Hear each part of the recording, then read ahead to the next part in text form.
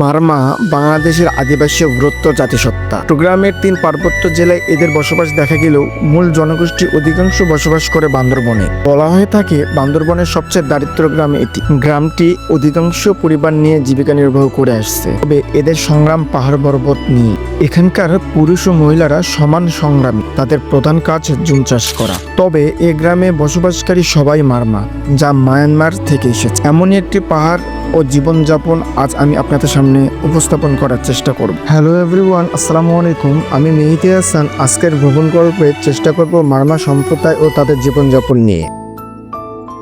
আমাদের যাত্রাটি শুরু হয়েছিল মেরেঞ্জা বাজার থেকে।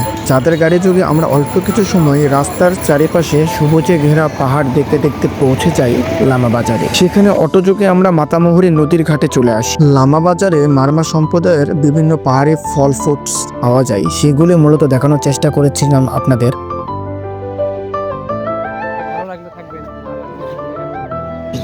তিনটা 1200 টাকা।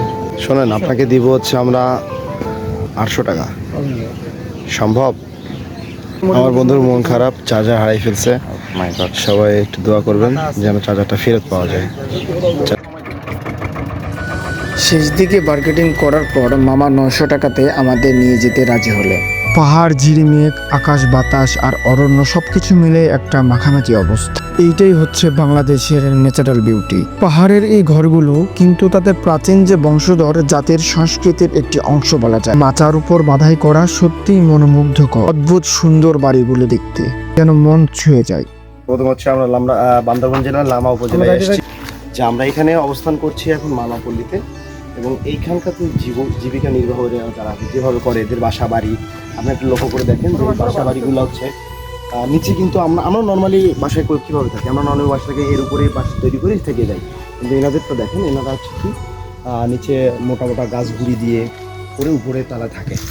হ্যাঁ, এদের কিন্তু এদেরকে এই বাড়িগুলো আসলে মাচাং বাড়ি বলা হয়। জুম আসলে এদের জীবিকা নির্বাহ সম্পূর্ণ জুম চাষের উপরে। ভিডিওটি কেমন উপভোগ করলেন অবশ্যই জানান। ভিডিওটি ভালো লাগলে অবশ্যই লাইক, কমেন্ট এবং শেয়ার করবেন। ধন্যবাদ।